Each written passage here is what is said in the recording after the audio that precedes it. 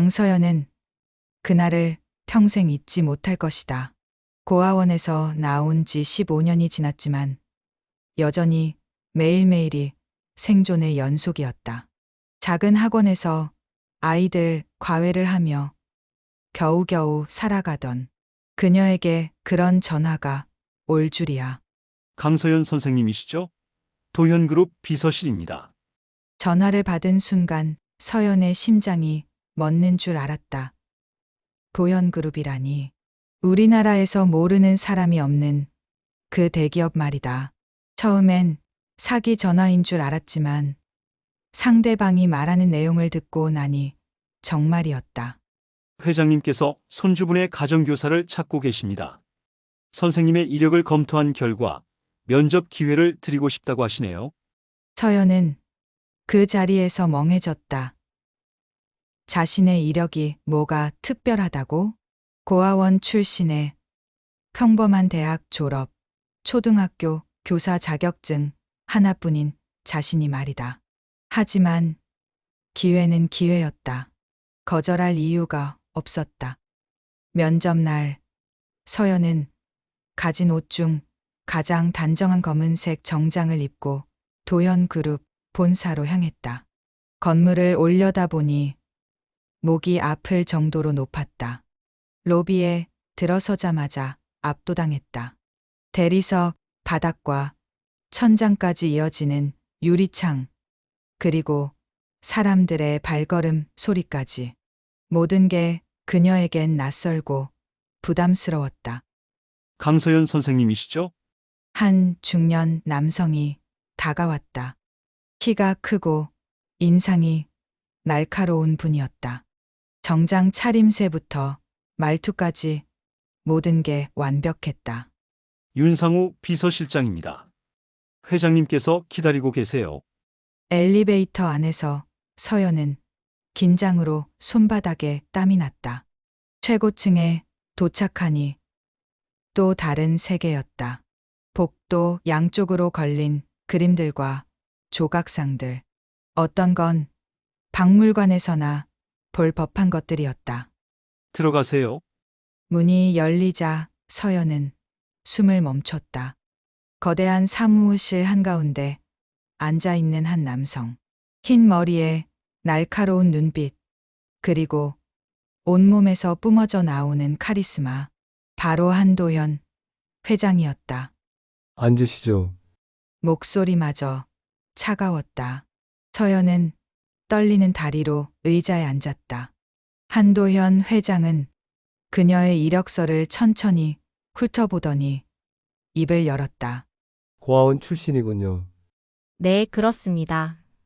부모님에 대한 기억은 있습니까? 갑작스러운 질문에 서연은 당황했다. 면접에서 이런 사적인 질문을 받을 줄은 몰랐다. 아니요. 3살 때부터 고아원에서 자라서 부모님에 대한 기억은 거의 없습니다. 한도현 회장의 눈빛이 잠시 흔들리는 것 같았다. 교육 철학이 무엇입니까? 아이들은 사랑받을 때 가장 잘 자란다고 생각합니다. 공부도 중요하지만 먼저 아이가 자신을 소중하게 여길 줄 아는 것이 더 중요하다고 봅니다. 흥미롭군요. 그때 문득 한도현 회장의 시선이 서연의 손목에 머물렀다. 어릴 때 생긴 작은 흉터가 있었다. 고아원에서 넘어져서 다친 상처인데 지금도 희미하게 남아 있었다. 왜 그곳을 그렇게 빤히 보는지 서연은 이해할 수 없었다. 일주일 후부터 시작하시죠. 윤 실장이 자세한 사항을 알려드릴 겁니다. 네? 벌써 합격인 건가요? 제 판단에 틀림은 없습니다. 그렇게 서연은 얼떨결에 도현그룹 회장의 손주 가정교사가 되었다. 집으로 돌아오는 길 내내 꿈만 같았다. 이제 경제적 걱정 없이 아이를 가르칠 수 있다는 안도감과 동시에 과연 자신이 잘할 수 있을까 하는 두려움이 공존했다. 며칠 후 윤상우 실장이 연락을 주었다. 내일부터 회장님 댁에서 머물면서 수빈이를 가르치시면 됩니다. 준비물은 따로 없습니다. 모든 건 집에 다 있으니까요. 드디어 새로운 생활이 시작되는 것이었다. 서연은 가슴이 두근거렸다. 불안함도 있었지만 기대감이 더 컸다. 과연 한수빈이라는 아이는 어떤 아이일까? 그리고 한도연 회장은 왜 자신을 선택했을까? 서연은 작은 원룸에서 짐을 챙기며 생각했다. 고아원에서 나온 후 늘 불안정했던 자신의 삶이 드디어 안정을 찾을 수 있을 것 같았다. 하지만 동시에 막연한 두려움도 있었다. 재벌가의 아이를 가르친다는 부담감, 그리고 완벽주의자로 소문난 한도현 회장 밑에서 일한다는 긴장감 말이다. 그날 밤 서연은 거울 앞에서 자신을 바라보았다. 평범한 얼굴, 평범한 출신, 특별할 것 하나 없는 자신이 과연 그 큰 집에서 잘 해낼 수 있을까? 하지만 포기할 수는 없었다. 이번 기회는 자신의 인생을 바꿀 수 있는 전환점이 될 수도 있었으니까. 다음 날 아침 일찍 서연은 마지막으로 작은 방을 둘러보았다. 15년간 자신만의 공간이었던 이곳을 떠나는 것이 아쉽기도 했지만 새로운 시작에 대한 기대감이 더 컸다. 그때는 전혀 몰랐다. 이 모든 게 운명의 시작이라는 것을 말이다. 다음 날 아침 서연은 도연 회장 댁에 도착했다. 저택이라는 말로도 부족할 정도로 큰 집이었다. 정원만 해도 작은 공원 크기였다. 현관문을 들어서니 어떤 궁전에 온 기분이었다. 어서 오세요. 강서연 선생님이시죠? 중년의 여성 가정부가 서연을 맞아주었다. 친절한 미소를 보니 조금 마음이 놓였다. 수빈이가 기다리고 있어요. 이쪽으로 오세요. 계단을 올라가는데 복도 벽에 걸린 가족 사진들이 눈에 띄었다. 젊은 시절의 한도현 회장과 부인, 그리고 예쁜 여자아이가 함께 웃고 있는 사진들이었다. 하지만 어느 시점부터는 아이가 사라지고 부부만의 사진만 남았다. 수빈아, 새로 오신 선생님이야. 문을 열자 책상 앞에 앉아 있던 아이가 고개를 돌렸다. 10살 수빈이었다. 도연 회장을 닮았는지 이미 어린 나이에도 단단한 인상이었지만 눈만큼은 맑고 순수했다. 안녕하세요. 강서연 선생님이에요. 안녕하세요. 수빈이는 예의 바르게 인사했지만 어딘지 경계하는 듯한 표정이었다. 그럴 만했다. 벌써 몇 번째 가정교사인지 모르겠었으니까. 오늘부터 함께 공부하게 되었어. 잘 부탁해. 네, 첫 수업을 시작했다. 수빈이의 실력을 파악해보니 또래보다 훨씬 뛰어났다. 하지만 공부에 대한 흥미는 별로 없어 보였다. 기계적으로 문제를 풀고 답을 맞히는데 집중할 뿐 배우는 즐거움을 모르는 것 같았다. 서연은 수빈이의 모습에서 묘한 안타까움을 느꼈다. 10살 아이가 이렇게 무미건조하게 공부만 하다니. 아이다운 호기심이나 장난기는 어디로 간 것일까? 오후에 한도현 회장이 직접 찾아왔다. 어떻습니까, 수빈이는? 똑똑한 아이입니다. 다만 다만 공부가 재미없어 보여요. 아이에게는 호기심과 상상력이 더 중요한데 지금은 정답만 찾으려고 하는 것 같아서요. 한도현 회장의 표정이 딱딱해졌다. 정답을 찾는 것이 문제라는 말씀입니까? 아닙니다. 다만 과정을 즐기면서 배우면 더 오래 기억에 남을 것입니다. 아이가 스스로 생각하고 탐구하는 힘을 기르는 게 중요하다고 봅니다. 흥미로운 의견이군요. 하지만 제 손주에게는 최고의 교육만 제공되어야 합니다. 장난이 아닌 체계적이고 완벽한 교육 말입니다. 서연은 그 순간 조금 위축되었다. 역시 재벌가는 다르구나 싶었다. 하지만 포기할 수는 없었다. 물론 체계는 중요합니다. 하지만 아이가 행복하게 배우는 것도 그에 못지않게 중요하다고 생각합니다. 다음 며칠간 서연은 나름대로 수빈이와 교감을 시도해 보았다. 딱딱한 교재 대신 재미있는 이야기를 들려주고 수학 문제도 놀이처럼 접근했다. 처음엔 경계하던 수빈이도 점차 마음을 열기 시작했다. 선생님, 이거 재미있어요. 수빈이가 처음으로 밝게 웃었을 때 서연은 정말 기뻤다. 이 아이에게도 아이다운 순수함이 있었구나 싶었다. 그런데 며칠 후 한도현 회장이 다시 찾아왔다. 이번엔 표정이 엄해 보였다. 수업 진도가 느린 것 같은데요. 천천히 기초를 다지고 있습니다. 수빈이가 이해할 때까지 기다려주고 있어요. 기다려준다고요. 제 손주는 평범한 아이가 아닙니다. 더 높은 수준의 교육을 받아야 해요.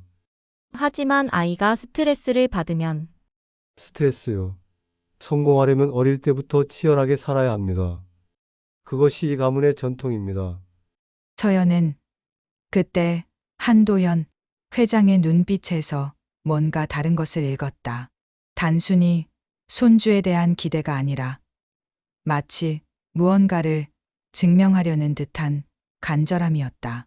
하지만 그게 뭔지는 알 수 없었다. 회장님, 아이는 기계가 아닙니다. 감정이 있고 상처도 받을 수 있어요. 감정이라.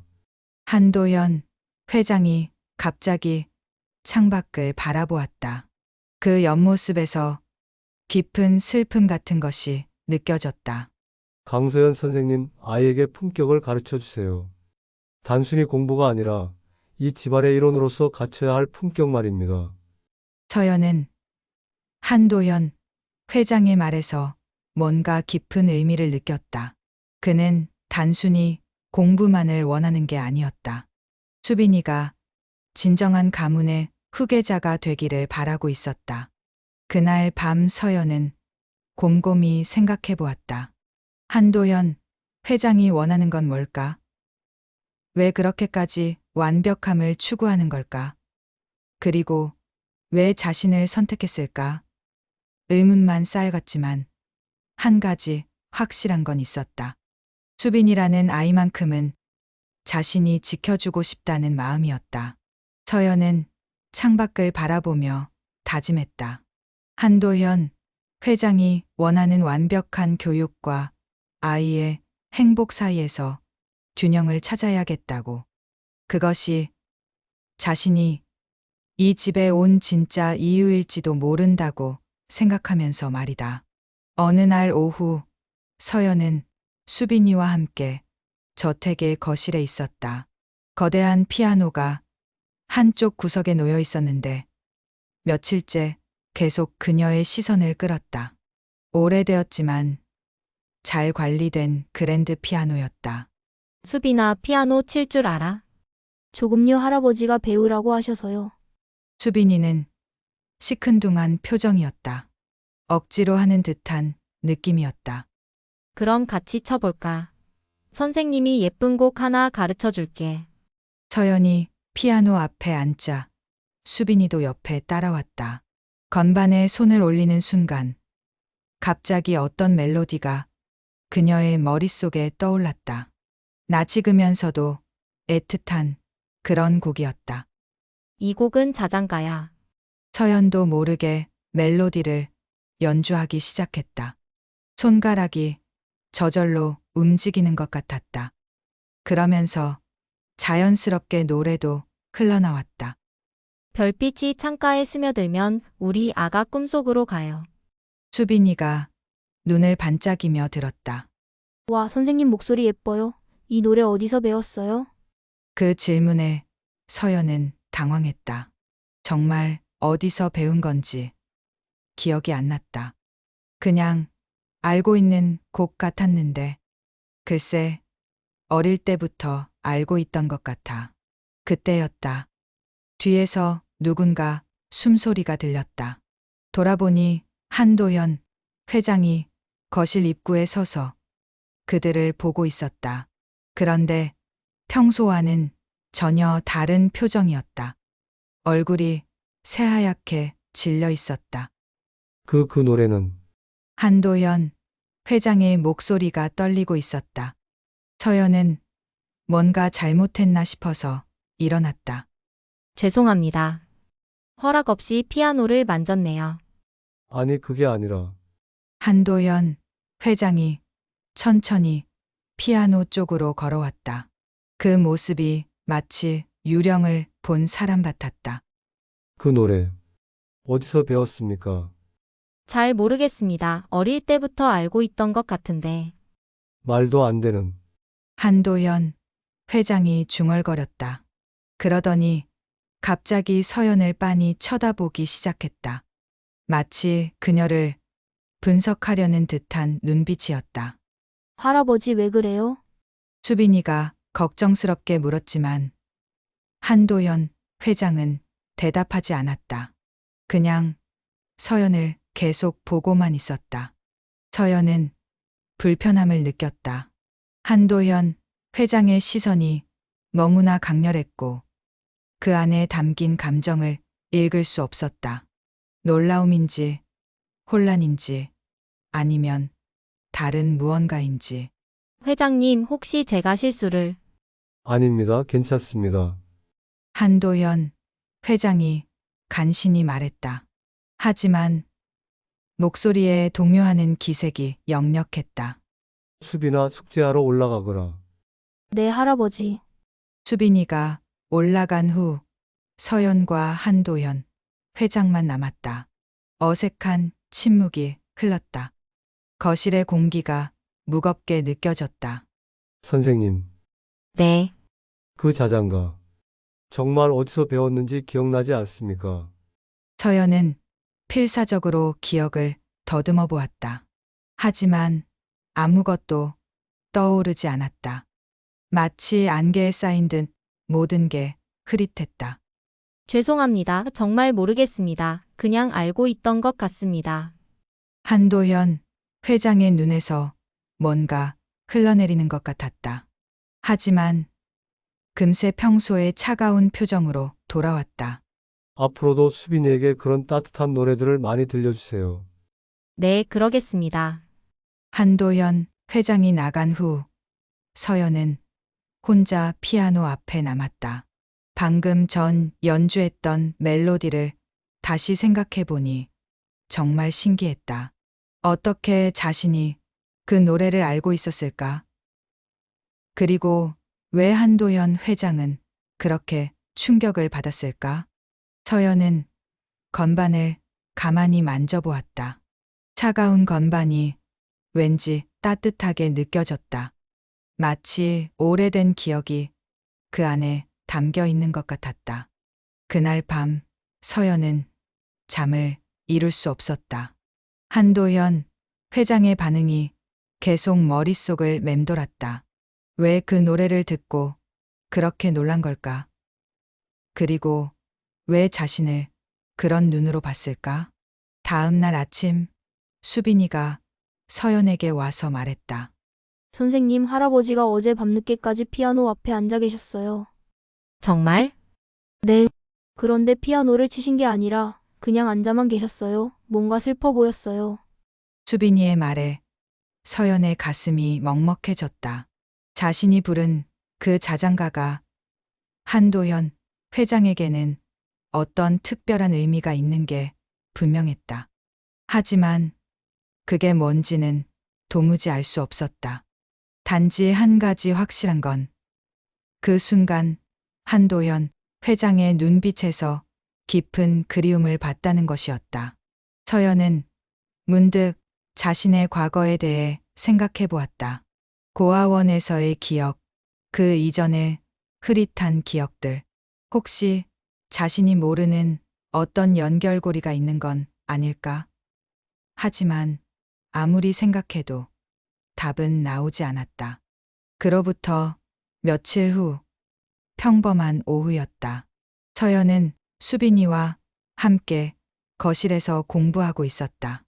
수빈이가 수학 문제를 풀고 있는 동안 서연은 다음 수업 준비를 하고 있었다. 갑자기 위층에서 쿵 하는 소리가 들렸다. 뭐지? 수빈이도 고개를 들었다. 이어서 급한 발소리들이 들렸다. 회장님, 가정부의 다급한 외침이 들렸다. 서연은 본능적으로 일어나서 계단으로 달려갔다. 수빈이도 뒤따라왔다. 한도현 회장의 서재 문이 열려 있었다. 안을 보니 한도현 회장이 책상 옆에 쓰러져 있었다. 얼굴이 새파랗게 질려 있고 가슴을 움켜쥐고 있었다. 할아버지, 수빈이가 소리쳤지만 서연은 즉시 상황을 파악했다. 심장 발작이었다. 위험한 상황이었다. 수빈아 119에 신고해. 지금 당장. 네, 가정부는 공황 상태였다. 어찌할 바를 모르고 있었다. 서연은 한도현 회장 옆에 무릎을 꿇고 앉았다. 회장님 들리세요? 한도현 회장은 의식은 있었지만 심한 고통 중이었다. 숨을 제대로 쉬지 못하고 있었다. 서연은 머릿속을 정리했다. 어릴 때 배웠던 응급처치 방법이 떠올랐다. 누가 가르쳐 줬는지는 기억나지 않지만 확실히 알고 있었다. 마치 몸이 기억하고 있는 것 같았다. 먼저 한도현 회장의 셔츠 윗단추를 풀어드렸다. 그리고 다리를 심장보다 높게 올려드렸다. 맥박을 확인해 보니 불규칙했다. 회장님 천천히 숨 쉬세요. 제가 도와드릴게요. 서연은 한도현 회장의 손을 잡고 차분히 말했다. 그러면서 가슴 부위를 정확한 위치에서 압박하기 시작했다. 하나, 둘, 셋. 정확한 리듬으로 응급차 오고 있어요. 수빈이가 울먹이며 말했다. 잘했어. 이제 물 좀 가져다 줘. 서연은 계속해서 응급처치를 했다. 한도현 회장의 호흡이 조금씩 안정되는 것 같았다. 맥박도 점차 정상에 가까워지고 있었다. 이상하군. 한도현 회장이 작은 소리로 중얼거렸다. 뭐가 이상하세요? 당신의 이런 처치를 어떻게? 지금은 말씀하지 마세요. 힘을 아끼세요. 응급차가 도착하기까지 약 10분 정도였다. 그 시간 동안 서연은 한도현 회장의 상태를 계속 체크했다. 맥박, 호흡, 의식 상태까지 모든 걸 확인했다. 구급대원들이 도착했을 때 그들은 서연의 응급처치에 놀라워했다. 응급처치를 완벽하게 하셨네요. 덕분에 위험한 고비를 넘긴 것 같습니다. 정말인가요? 네, 일반인이 하기엔 너무 정확한 처치였습니다. 의료진이세요? 아닙니다. 그냥 알고 있던 것 같습니다. 병원으로 이송되는 동안 서연은 수빈이와 함께 따라갔다. 수빈이는 계속 울고 있었다. 할아버지 괜찮을까요? 괜찮을 거야. 선생님이 잘 도와드렸으니까. 몇 시간 후 의사가 나왔다. 다행히 큰 위험은 넘겼습니다. 초기 응급처치가 정말 중요했어요. 누가 하신 거죠? 제가 했습니다. 대단하시네요. 의료진 못지않은 처치였습니다. 한도현 회장이 의식을 회복했을 때 가장 먼저 서연을 찾았다. 강 선생, 회장님 무리하지 마세요. 당신이 구해줬군요. 서연은 그때 한도현 회장의 눈빛이 완전히 달라진 걸 느꼈다. 경계심이 아니라 뭔가 깊은 감사와 함께 알 수 없는 감정이 섞여 있었다. 당신의 그 응급처치 어디서 배웠습니까? 모르겠습니다. 그냥 알고 있던 것 같습니다. 한도현 회장은 서연의 손을 꼭 잡았다. 처음으로 따뜻함이 느껴지는 손길이었다. 그날부터 한도현 회장은 서연을 보는 시선이 완전히 바뀌었다. 의심과 경계 대신 신뢰와 뭔가 더 깊은 감정이 담긴 눈빛으로 마치 오랫동안 잃어버린 무언가를 되찾은 듯한 표정이었다. 한도현 회장이 병원에서 돌아온 지 일주일 후 서연에게는 새로운 시련이 기다리고 있었다. 그날 오후 처음 보는 남성이 저택을 찾아왔다. 40대 중반쯤으로 보이는 잘생긴 남자였는데 한도현 회장과 닮은 구석이 있었다. 안녕하세요. 한지혁입니다. 한지혁이라고 하니 바로 알 수 있었다. 한도현 회장의 조카였다. 아, 안녕하세요. 강서연입니다. 소문 들었습니다. 삼촌을 구해주셨다면서요? 말은 고맙다는 식이었지만 표정은 그렇지 않았다. 뭔가 의심스럽다는 듯한 눈빛이었다. 당연한 일을 했을 뿐입니다. 당연한 일이라 흥미롭군요. 그때 한도현 회장이 나타났다. 지역이 왔구나. 삼촌 몸은 괜찮으세요? 덕분에 잘 지내고 있다. 한도현 회장이 서연을 바라보며 말했다. 그 시선에서 고마움이 느껴졌다. 하지만 한지혁의 표정은 더욱 굳어졌다. 며칠 후부터 이상한 일들이 벌어지기 시작했다. 한지혁이 자주 저택에 나타났고 서연을 유심히 관찰했다. 마치 트집을 잡을 거리를 찾는 것 같았다. 강 선생님, 이력이 궁금하네요. 어떤 고아원 출신이신지? 햇살의 집이라는 곳입니다. 아, 거기 말이에요. 꽤 문제가 많았던 곳으로 알고 있는데. 서연은 그 말에 당황했다. 자신이 아는 햇살의 집은 좋은 곳이었다. 무슨 문제요? 아, 모르셨나요? 예전에 아동학대 문제로 논란이 있었죠. 그건 처음 듣는 얘기였다. 하지만 한지혁은 확신에 찬 목소리로 말했다. 일주일 후 한지혁은 더 구체적으로 공격해왔다. 한도현 회장 앞에서였다. 삼촌, 이 여자에 대해 조사해봤습니다. 조사라니. 뭔가 수상해서요. 우연히 삼촌을 구한 게 아닐 수도 있습니다. 서연은 깜짝 놀랐다. 설마 자신이 일부러 한도현 회장을 위험에 빠뜨렸다는 말인가? 무슨 말씀이세요? 강서연이라는 이름도 가명일 가능성이 높습니다. 고아원 기록을 보니 의심스러운 부분들이 많더군요. 한지혁이 서류 뭉치를 내밀었다. 서연은 그것들을 보며 경악했다. 자신이 전혀 모르는 내용들이 적혀 있었다. 이건 제가 아닙니다. 증거가 여기 다 있는데 무슨 소리를 하는 겁니까? 정말 제가 아니라니까요. 서연은 억울했다. 하지만 과거의 기억이 없다 보니 뭐라고 반박할 말도 없었다. 한도현 회장은 그 서류들을 하나하나 살펴보았다. 표정이 점점 어두워졌다. 삼촌, 이 여자는 분명 목적이 있어서 접근한 겁니다. 삼촌의 재산을 노리고 말이에요. 아닙니다. 정말 아니라고요. 서연은 필사적으로 부인했지만 한도현 회장의 눈빛이 차가워지는 걸 느꼈다. 며칠 전까지만 해도 따뜻했던 그 시선이 다시 의심으로 가득 차기 시작했다.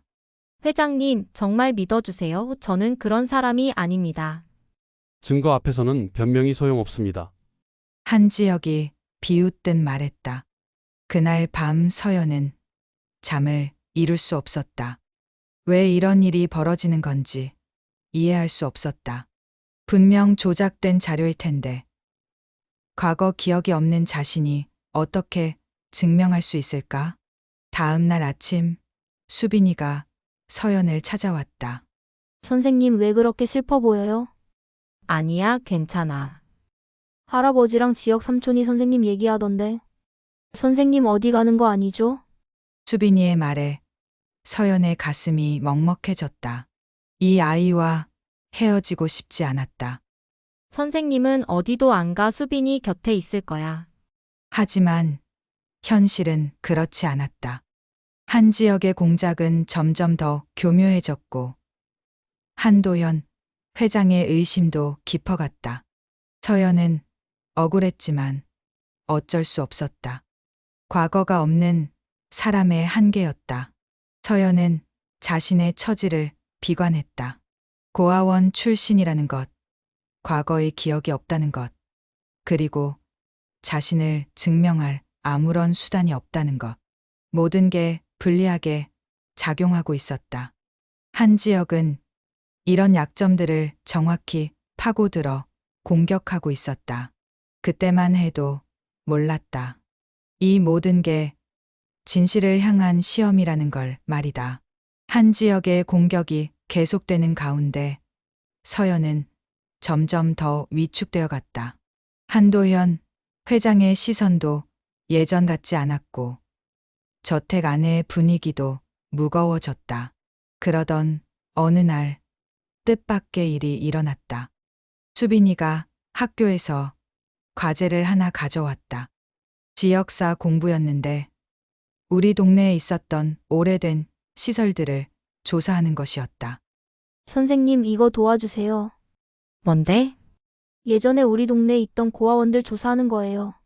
수빈이가 보여준 자료 중에 햇살의 집이라는 이름이 적혀 있었다. 서연이 자란 그곳이었다. 여기 선생님이 살던 곳 아니에요? 맞아, 여기서 자랐어. 그런데 자료를 자세히 보니 이상한 점이 있었다. 햇살의 집의 위치가 생각했던 것과 달랐다. 수빈아, 이 고아원이 정확히 어디에 있었대? 우리 집에서 그리 멀지 않은 곳이었다고 하네요. 서연은 갑자기 이상한 느낌이 들었다. 왜 하필 한도현 회장 집 근처에 있던 고아원에서 자랐을까? 그냥 우연일까? 며칠 후 서연은 용기를 내서 그 지역을 직접 가봤다. 지금은 아파트 단지가 들어서 있었지만 예전 모습을 아는 동네 어르신들께 물어봤다. 혹시 이 근처에 고아원 있었나요? 햇살의 집이요? 아, 그 고아원 말이에요. 30년 전에 없어졌죠? 30년 전이요? 네, 그때 큰 사건이 있었어요. 고아원에 있던 아이 하나가 실종됐거든요. 서연의 심장이 쿵 내려앉는 느낌이었다. 실종이요? 네, 5살쯤 된 여자아이였는데 어느 날 갑자기 사라졌어요. 온 동네가 난리가 났죠. 경찰도 오고 난리도 아니었어요. 그 아이는 찾았나요? 못 찾았어요. 그 일로 고아원도 문을 닫게 됐고요. 집으로 돌아오는 길에 서연은 머릿속이 복잡했다.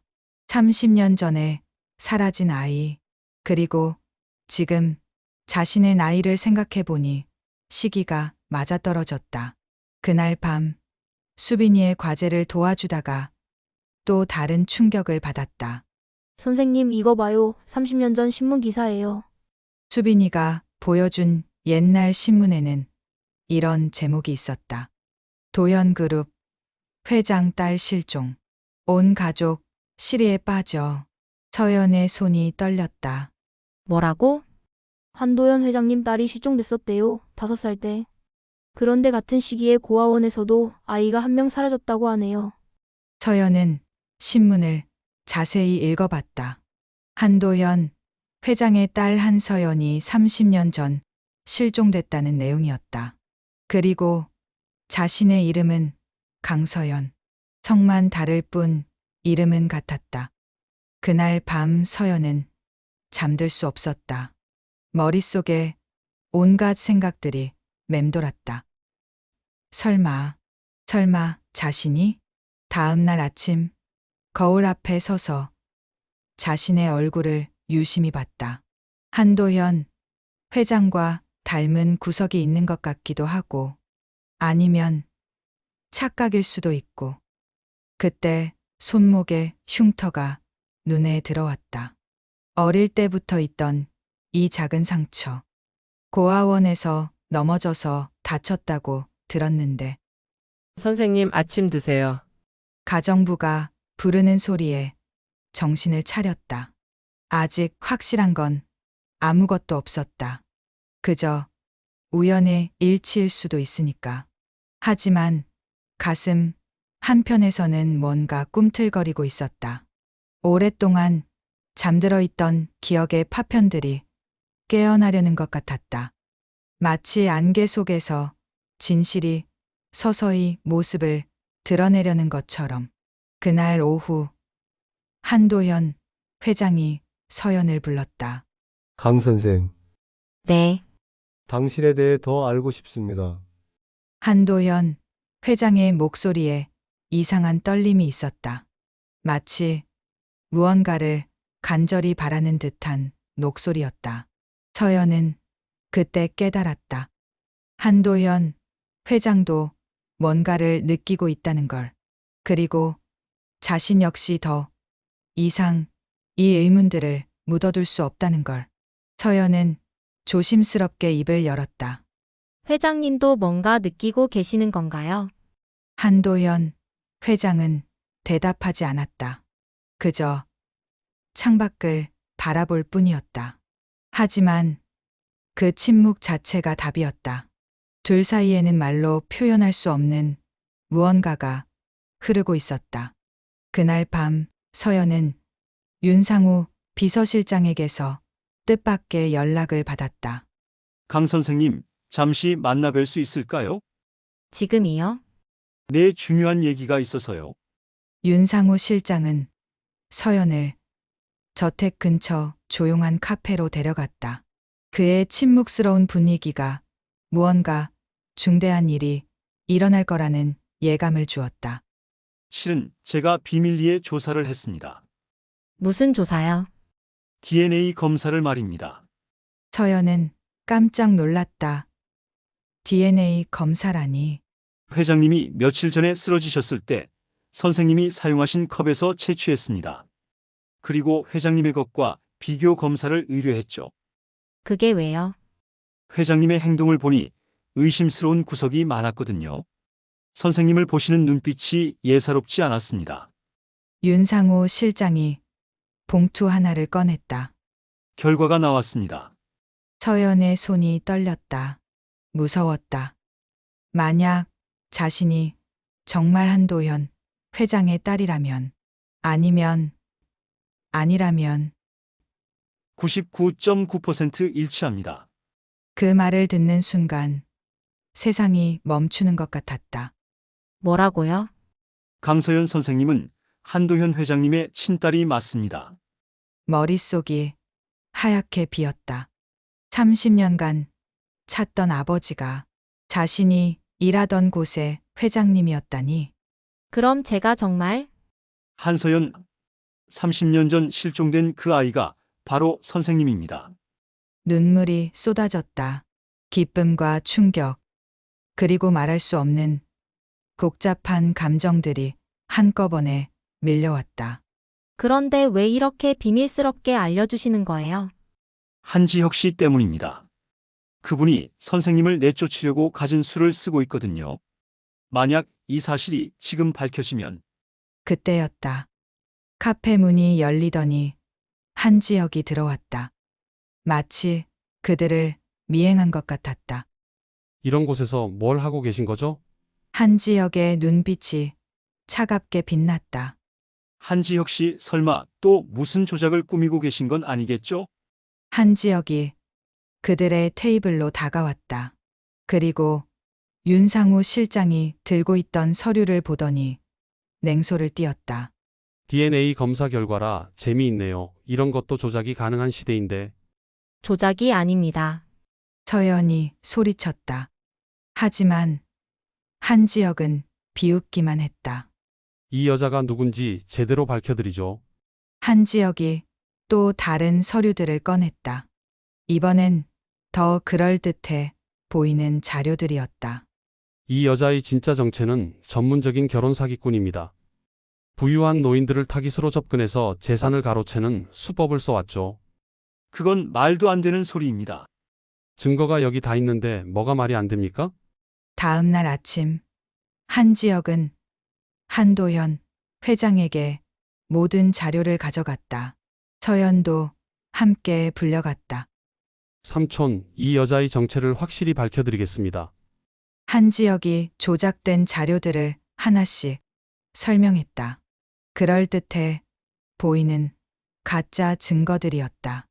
하지만 그때 윤상우 실장이 나섰다. 회장님, 진실은 따로 있습니다. 윤상우 실장이 DNA 검사 결과를 내밀었다. 강서연 선생님은 회장님의 친딸입니다. 30년 전 실종된 한서연이 맞습니다. 한도현 회장의 얼굴이 창백해졌다. 그 서류를 받아들고 오랫동안 바라보더니 서연을 봤다. 정말인가? 네, 아버지. 그 말을 하는 순간 서연도 모르게 눈물이 쏟아졌다. 평생 부르고 싶었던 그 단어였다.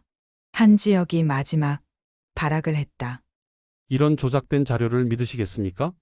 하지만 한도현 회장은 이미 확신하고 있었다. 지혁아, 그만해라. 내가 내 딸을 못 알아보겠나? 삼촌, 당장 이 집에서 나가라. 그리고 회사에도 오지 마라. 한지혁의 얼굴이 일그러졌지만 더 이상 할 말이 없었다. 결국 저택에서 쫓겨나고 말았다. 한지혁이 나간 후 저택에는 고요함이 찾아왔다. 한도현 회장과 서연 단둘이 남게 됐다. 30년 만에 아버지와 딸의 재회였다. 서연아, 한도현 회장이 떨리는 목소리로 서연의 이름을 불렀다. 오랫동안 잊고 있던 그녀의 진짜 이름이었다. 네, 아버지. 서연 역시 목이 메었다. 평생 한 번도 불러보지 못한 그 말이 이렇게 따뜻할 줄 몰랐다. 미안하다. 30년 동안 너를 찾지 못해서 미안하다. 한도현 회장이 무릎을 꿇고 앉았다. 그 모습에 서연은 깜짝 놀랐다. 아버지, 일어나세요. 잘못하신 게 없어요. 아니다. 내가 너를 지키지 못했어. 5살짜리 아이가 혼자서 얼마나 무섭고 외로웠을까. 한도현 회장의 눈에서 눈물이 흘러내렸다. 평생 감정을 드러내지 않던 분이 아이처럼 우는 모습이었다. 아버지. 서연도 아버지 앞에 무릎을 꿇고 앉았다. 그리고 30년 만에 부녀의 포옹을 나누었다. 내 딸, 정말 내 딸이 돌아왔구나. 네, 아버지 집에 왔습니다. 둘은 한참 동안 그렇게 안고 울었다. 잃어버린 시간에 대한 슬픔과 다시 만난 기쁨이 뒤섞인 복잡한 감정이었다. 할아버지? 서연 선생님? 수빈이가 나타났다. 그들이 우는 모습을 보고 당황해하고 있었다. 수빈아, 이리 와. 한도현 회장이 수빈이를 불렀다. 서연 선생님이 사실은 할아버지 딸이야. 너의 고모가 되는 거지. 정말요? 수빈이의 눈이 커졌다. 그럼 서연 선생님이 우리 가족이 되는 거예요? 그렇지. 이제 진짜 가족이 된 거야. 수빈이가 서연에게 달려와서 안겼다. 좋아요. 이제 선생님이 계속 우리랑 같이 살 수 있겠네요. 그날부터 새로운 생활이 시작됐다. 한도현 회장은 공식적으로 서연을 딸로 발표했고 회사의 후계자로도 지명했다. 하지만 서연에게는 더 중요한 꿈이 있었다. 아버지, 재단을 하나 만들고 싶어요. 재단? 고아원 아이들을 위한 재단입니다. 저처럼 가족을 잃은 아이들이 따뜻한 보살핌을 받을 수 있도록요. 한도현 회장의 얼굴에 미소가 번졌다. 좋은 생각이구나. 아버지가 전폭 지원하마. 몇 달 후 수빈이의 졸업식이 있었다. 서연은 한도현 회장과 함께 객석에 앉아 있었다. 서연아, 네, 아버지. 행복하냐? 서연은 고개를 끄덕였다. 정말 행복했다. 저도 아버지가 행복해 보여서 기뻐요. 30년 동안 텅 비어있던 내 마음을 내가 채워줬구나. 무대 위에서 상을 받는 수빈이를 보며 서연은 생각했다. 이 모든 게 운명이었나 보다. 가정교사로 시작해서 딸로 돌아온 이 긴 여행이. 아버지 약속해요. 뭘? 앞으로는 절대 헤어지지 말아요. 가족이 이렇게 소중한 건지 이제 알겠어요. 약속한다. 우리는 이제 영원히 함께야. 졸업식이 끝나고 집에 돌아와서 그들 가족은 함께 저녁을 먹었다. 한도현, 회장과 서연, 그리고 수빈이 완전하지는 않지만 따뜻한 그들만의 가족이었다. 고모 내일 또 공부해요? 수빈이가 물었다. 물론이지. 하지만 내일은 놀이도 섞어서 해보자. 좋아요. 그날 밤 서연은 창밖을 바라보며 생각했다. 30년 전에 잃어버린 가족을 다시 찾았고 이제 새로운 꿈을 향해 나아갈 수 있게 됐다고. 고아원 아이들을 위한 재단, 그리고 수빈이 같은 아이들에게 따뜻한 교육을 제공하는 일. 그것이 자신이 앞으로 해야 할 일이라고 확신했다. 한도현 회장도 변했다. 예전처럼 차갑고 완벽주의적이던 모습 대신 따뜻하고 자상한 아버지가 되어 주었다. 잃어버린 시간을 보상하려는 듯 서연에게 모든 사랑을 쏟아주었다. 며칠 후 서연은 아버지와 함께 옛날 햇살의 집이 있던 자리를 찾아갔다. 지금은 아파트가 들어서 있었지만 그곳에서 서연은 어린 시절의 기억 조각들을 되찾을 수 있었다. 아버지의 손을 잡고 자장가를 들으며 잠들던 기억, 피아노 앞에서 함께 앉아 노래를 부르던 기억들이 조금씩 돌아왔다. 아버지, 제가 어떤 아이였어요? 똑똑하고 착한 아이였지. 특히 노래를 좋아했어. 그 자장가를 매일 밤 불러달라고 했었지. 그래서 제가 그 노래를 기억하고 있었군요. 그렇지. 피는 속일 수 없나 보다. 6개월 후 한서연 재단이 공식적으로 출범했다. 고아원 아이들을 위한 교육 지원과 심리 상담, 그리고 가족 찾기 프로그램까지 다양한 사업을 시작했다. 서연은 자신과 같은 처지의 아이들이 더 이상 혼자가 아니라는 것을 느끼게 해주고 싶었다. 개관식 날 많은 사람들이 참석했다. 한도현 회장은 자랑스러운 표정으로 딸을 바라보았다. 30년 전 잃어버린 딸을 되찾은 것도 기적인데 이렇게 훌륭한 사람으로 자라있다니. 정말 감사합니다. 서연의 연설에 많은 사람들이 감동했다. 특히 고아원에서 온 아이들은 자신들과 같은 처지에서 시작해서 이렇게 훌륭한 사람이 된 서연을 보며 희망을 품었다. 그날 저녁 가족들은 함께 조용한 시간을 보냈다. 수빈이는 중학생이 되어 더욱 의젓해졌고 한도현 회장은 건강을 되찾아 이전보다 더 활기차게 지내고 있었다. 아버지, 어머니 이야기를 들려주세요. 서연이 조심스럽게 물었다. 그동안 차마 묻지 못했던 질문이었다. 내 어머니는 정말 아름다운 사람이었어. 너를 잃고 나서 많이 아파하셔서.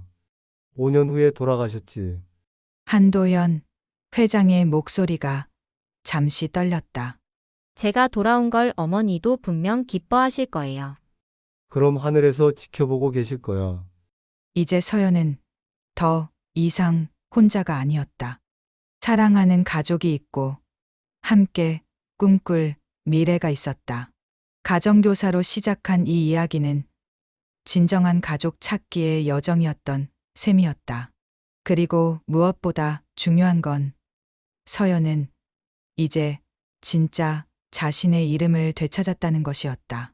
강서연이 아닌 한서연으로 30년 만에 집으로 돌아온 한도현, 회장의 딸 한서연으로 수빈이가 대학에 입학하는 날, 온 가족이 함께 입학식에 참석했다. 서연은 이제 진짜 고모가 되어 수빈이를 응원하고 있었다. 고모 덕분에 여기까지 올 수 있었어요. 아니야. 수빈이 네가 노력했기 때문이야. 그래도 고모가 따뜻하게 가르쳐준 덕분이에요. 저도 나중에 고모처럼 다른 아이들을 도와주고 싶어요. 그 말을 들으며 서연은 뿌듯함을 느꼈다. 자신이 받은 사랑이 다음 세대로 이어지고 있다는 것이 얼마나 소중한 일인지 깨달았다.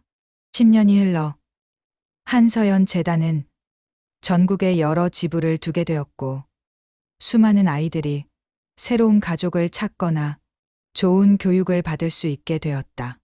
서연은 이제 40대 중반이 되었지만 여전히 아이들을 가르치는 일을 멈추지 않았다. 한도현 회장은 80대가 되어서도 건강했고 딸과 함께하는 시간을 가장 소중히 여겼다. 매주 일요일이면 둘은 함께 피아노 앞에 앉아 그 추억의 자장가를 부르곤 했다. 아버지 후회하지 않으세요? 30년을 헛되이 보낸 것 같아서요. 후회라니 너를 다시 만날 수 있었던 것만으로도 감사해. 그리고 그 30년이 너를 이렇게 훌륭한 사람으로 만들어준 거니까. 저도 이제 알겠어요. 모든 일에는 다 때가 있다는 걸. 어느 겨울 저녁 눈이 내리는 창밖을 바라보며 서연은 생각했다. 가정교사라는 작은 시작이 이렇게 큰 인생의 변화를 가져올 줄 누가 알았을까? 운명이라는 게 정말 있다면 분명 자신을 이 길로 이끌어준 게 틀림없다고. 그리고 무엇보다 자신과 같은 아픔을 겪는 아이들이 더 이상 혼자가 아니라는 것을 알려줄 수 있게 된 것이 가장 큰 보람이었다. 가족을 잃은 상처는 쉽게 아물지 않지만 새로운 사랑으로 그 상처를 치유할 수 있다는 희망을 보여줄 수 있게 된 것이야말로 서연이 찾은 진정한 삶의 의미였다. 이제 서연의 개인적인 여행은 마무리되지만 그녀가 심은 사랑의 씨앗들은 계속해서 자라나 더 많은 사람들에게 희망을 줄 것이다. 30년 만에 찾은 가족의 사랑이 이제는 세상 모든 아이들을 향한 사랑으로 확장되어 영원히 계속될 아름다운 이야기로 남게 될 것이다.